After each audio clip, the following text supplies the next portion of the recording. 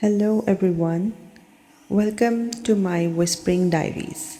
Tonight's story is about a woman who never left her window, not even after she died. Sarah dragged her suitcase up the cracked front steps. The old building on Willow Street looked tired, but the rent was cheap and she was desperate. The elevator buttons were dusty, only floors 1, 2, and 3 lit up. The fourth floor button was dead, scratched over, like someone tried to crave it out. The landlord handed her the keys without smiling. No visitors after 10, he said. And if you see anything strange in the windows at night, just ignore it. Sarah lay in bed, staring at the ceiling. The city outside hummed softly. Somewhere above her, a faint footstep echoed. Unable to sleep, she pulled the curtain aside. Across the courtyard, she saw it, a small window on the fourth floor, glowing with a pale yellow light. A woman stood in the window, long dark hair, white shirt, still as a photograph. She was staring straight down at Sarah's window. Sarah froze. The woman didn't move. Just as Sarah thought, it was her imagination. Next morning, Sarah checked the mailboxes. There were boxes for floors 1, 2, and 3. For fourth floor, only a faded piece of tape. Closed, do not rent. In the stairwell, she asked an old woman on the third floor, "Is someone living upstairs?" The woman's face tightened. "There is no upstairs," she whispered. "Not anymore." Sarah told herself it was a reflection, a trick of light. Still, at midnight, her hand moved the curtain again. The fourth floor window was waiting. And so was the woman. Tonight, the woman wasn't just standing. She slowly raised her hand and waved at Sarah. Then the woman did something strange. She lifted her hand to her ear, shaping her fingers like a phone, and mouthed a word. Sarah couldn't hear. The next day, Sarah snuck behind the front desk. In a stack of old papers, she found a thin file. Tenant incident, floor number 4, room 402. No details, just a date from 12 years ago. She slammed the file on the landlord's desk. "You said the fourth floor is closed," she said. "Then who keeps turning the light on?" He looked afraid. "That floor was sealed after a fire. No one has a key," he said. The third night, the woman was closer to the window. The light behind her flickered. Her eyes looked darker, almost hollow. Sarah grabbed a marker and a notepad. She wrote, "Who are you?" and pressed the paper to her window. Across the courtyard, the woman slowly lifted her hand and wrote something on the foggy glass of her own window.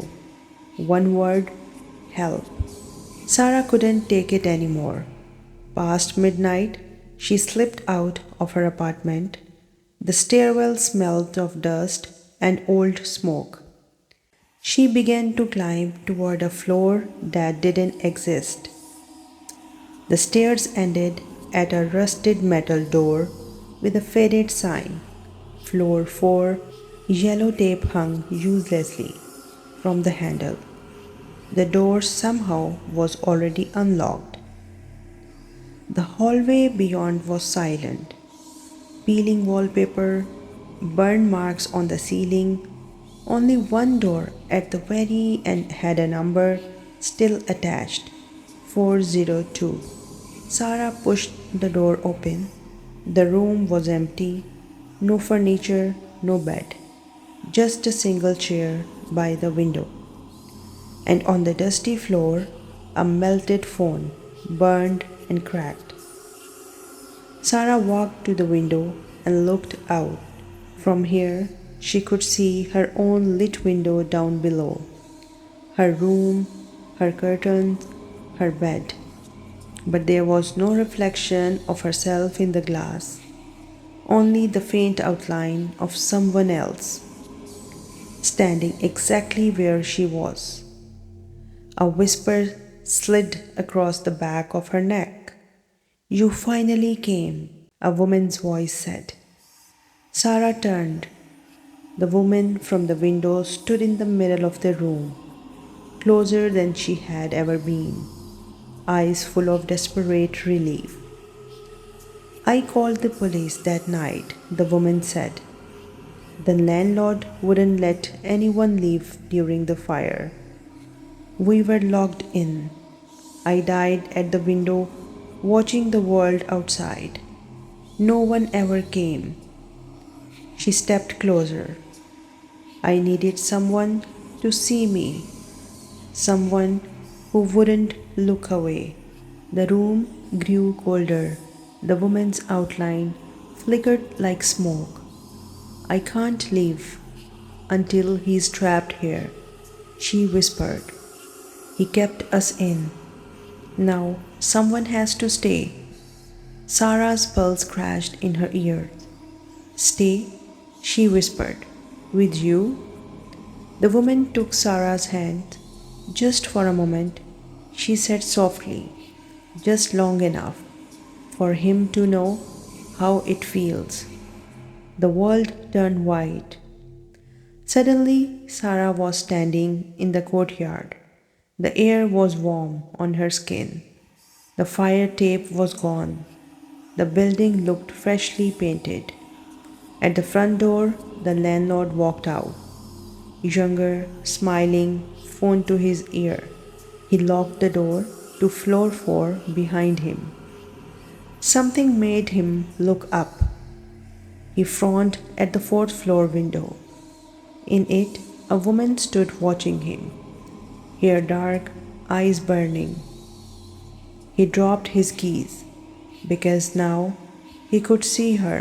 When Sarah blinked, she was back in her own room, collapsed on the bed, gasping. She stumbled to the window and looked up. The fourth floor window was dark, for the first time completely empty. Next week, a new sheet appeared, taped in the lobby. "Floor 4, under renovation. New units available soon." Sarah circled the words with a pen. Underneath, she wrote 2 small sentences. "Don't rent the fourth floor. Some people deserve to see ghosts." Thank you for listening. This was my Whispering Diaries. See you in the next story.